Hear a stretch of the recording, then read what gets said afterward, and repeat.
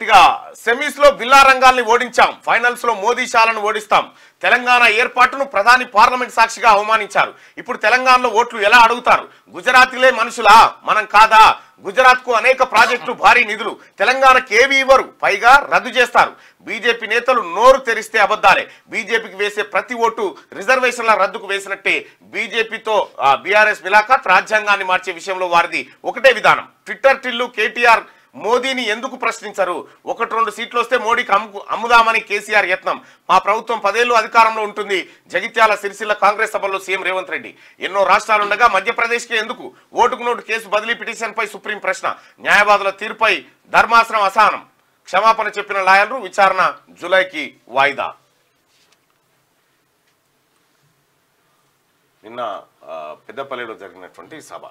ఇక రాయ్బరేలీ నుంచి రాహుల్ గాంధీ, అమేఠీ బరిలో కిషోరీలాల్ శర్మ.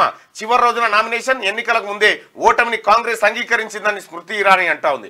పారిపో రాహుల్ పారిపో, అమేథీ నుంచి వయనాడుకు, అక్కడి నుంచి రాయ్బరేలీకి. కాంగ్రెస్ ఓటమికి ఇదే నిదర్శనం.